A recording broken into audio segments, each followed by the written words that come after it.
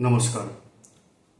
अखिल भारत हिंदू महासभा महाराष्ट्र प्रदेशच्या अधिकृत वाहिनीवर आपल्या सर्वांचं स्वागत आहे.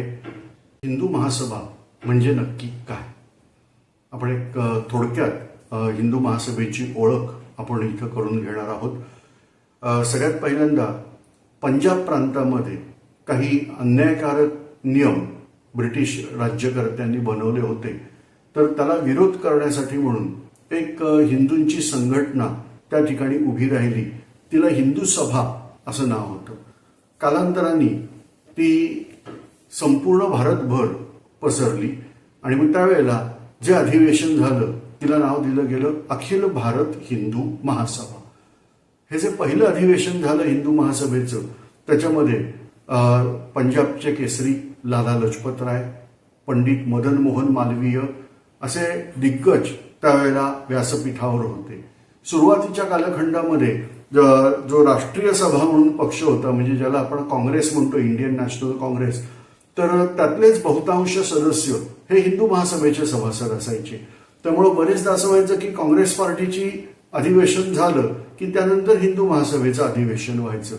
परंतु ह्या पक्षाला खऱ्या अर्थाने राजकीय पक्ष आणि एक महत्वाचा भूमिका घेणारा राजकीय पक्ष हे जे स्वरूप दिलं ते म्हणजे स्वातंत्र्यवीर सावरकरांनी. ज्या वेळेला स्वातंत्र्यवीर सावरकर हे संपूर्ण बंदीमधून सुटले, लक्षात घ्या 1910 पासून ते कारावासामध्ये होते. अंदमान, रत्नागिरी अशा विविध ठिकाणी त्यांचा कारावास हा 14 वर्षाचा झालेला आहे. ह्यानंतर त्यांच्यावरती राजकारणात भाग घ्यायला, क्रांतिकार्य करायला बंदी होती. रत्नागिरी जिल्हा सोडून बाहेर जायलाही बंदी होती. परंतु 1937 साली ब्रिटिश शासनाने आपल्याला जे काही अधिकार त्यावेळेला दिले होते त्यामध्ये प्रांतिक शासन ही आपली तयार झाली आणि मग अगदी शेवटच्या प्रयत्नांमध्ये स्वातंत्र्यवीर सावरकरांची सर्व बंदी हटवली गेली. ह्यानंतर स्वातंत्र्यवीर सावरकर हे हिंदू महासभेमध्ये आले आणि त्यांनी हिंदू महासभेचं तत्वज्ञान हे रचलेलं आहे. तर त्याप्रमाणे आपण स्वातंत्र्यवीर सावरकरांनी जे काही तत्वज्ञान दिलेलं आहे हिंदुत्वाचं, त्याप्रमाणे आपण हे राहणार आहोत. राजकीय पक्ष हा त्या विचारधारेला बांधील आहे.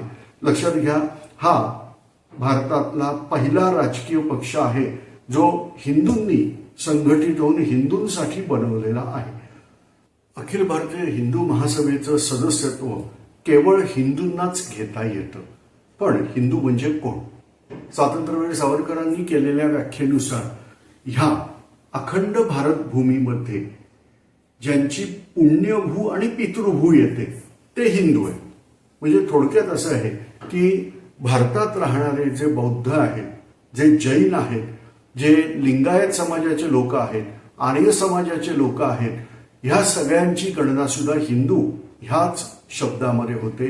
हिंदू हा धर्मवाचक शब्द नसून तो राष्ट्रवाचक शब्द आहे असं स्वातंत्र्यवीर सावरकर म्हणतात.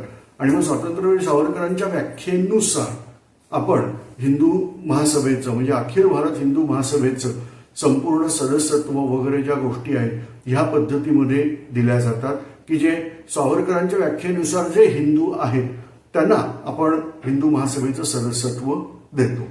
अखिल भारत हिंदू महासभेचं मुख्यालय कुठं आहे? तर ते आहे नवी दिल्ली या ठिकाणी. परंतु रचना ही एक राजकीय पक्ष म्हणून नोंदणी असल्यामुळं संपूर्ण भारतात त्यांच्या शाखा आहेत.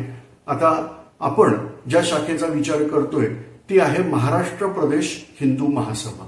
लिहिताना आपण असं लिहितो अखिल भारत हिंदू महासभा महाराष्ट्र प्रदेश. आणि मग आपल्या नियमानुसार ज्या प्रांतात हिंदू महासभा आहे तर त्या प्रांतातल्या भाषेनुसार त्यांचा कारभार झाला पाहिजे. तर त्यामुळं महाराष्ट्र प्रदेश हिंदू महासभेचा जो कारभार आहे हा सगळा मराठी भाषेत असल्यामुळं मी तुम्हाला मराठीमध्ये या सगळ्याची माहिती ही इथं करून देत आहे. अखिल भारत हिंदू सभा हा राष्ट्रीय पक्ष आहे का? या प्रश्नाचं उत्तर आहे हो, हा राष्ट्रीय पक्ष आहे. याद्वारे निवडणुकांना सुद्धा उमेदवार उभे केले गेलेले आहेत. परंतु सध्या तो सुप्तावस्थेत चाललेला आहे आणि आपल्याला ह्या पक्षाचं पुनरुज्जीवन हे करायचं आहे आणि म्हणून मी या सामाजिक माध्यमांद्वारे आपल्याशी संपर्क साधत आहे.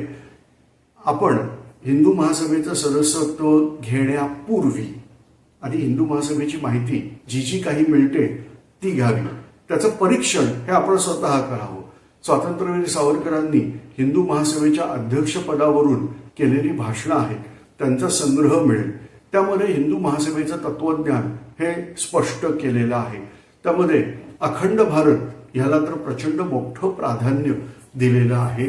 तर खंडित हिंदुस्थानला अखंड करणं, त्याचबरोबर आपल्याला हिंदूंचे अधिकार हे पुनर्स्थापित करणं ह्यासाठी म्हणून कार्य करायचं आहे. ह्या व्यतिरिक्त सुराज्य आणणं हा तर महत्वाचाच भाग आहे.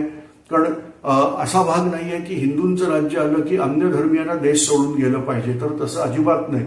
किंबहुना तुमच्या लक्षात येईल इतिहासाचा थोडासा अभ्यास केला तर की जगामध्ये ज्या ज्या ठिकाणी अत्याचार झाले आणि आपली भूमी सोडून अन्य धर्मियांना जावं लागलं, त्यांनी भारतामध्ये आश्रय घेतलेला आहे. प्राचीन काळापासून अगदी यहुदी मंडळी आहेत, म्हणजे ज्यू लोक म्हणतात, तेही भारतात येऊन राहिलेले आहेत.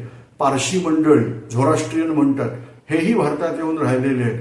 तर त्यामुळं हिंदू राष्ट्र याचा अर्थ अन्य धर्मियांनी देश सोडून जायचा असं नाही, परंतु सर्वांना समान अधिकार हे असले पाहिजेत. आणि साधारणतः 6व्या शतकामध्ये, इसवी सन पूर्वीच्या 6व्या शतकामध्ये भारताची जी परिस्थिती होती, तर त्या परिस्थितीमध्ये आपल्याला एक आदर्श कालगणना, आदर्श कालखंडामध्ये आपल्याला परत घेऊन जायचं. लक्षात ठेवा, इसवी सन पूर्व 6व्या शतकात घेऊन जायचे याचा अर्थ केलेली प्रगती मागे न्यायची असं नाही, परंतु सामाजिक दृष्ट्या इसवी सन पूर्व 600 ह्या कालखंडापर्यंत आपला समाज हा प्रगत होता. मी भौतिक प्रगती हा शब्द वापरत नाहीये, सामाजिक दृष्ट्या असं वापरतोय. तर आपल्याला त्या रीतीने त्या कालखंडात जी सामाजिक स्थिती होती त्या स्थितीपर्यंत आपल्याला परत जायचं आहे. ह्यानंतर आधुनिक विज्ञानवाद हा तर आपल्याला स्वीकारायचाच आहे, स्वीकारलेला आहेच, म्हणून तर तुम्ही माझ्याबरोबर आता संपर्कात आहात. तर त्याप्रमाणे विज्ञाननिष्ठ हिंदू समाजाची निर्मिती, त्याचबरोबर हिंदूंचं सैनिकीकरण, ह्या अशा असंख्य मुद्द्यावर आपल्याला कार्य करायची आहेत.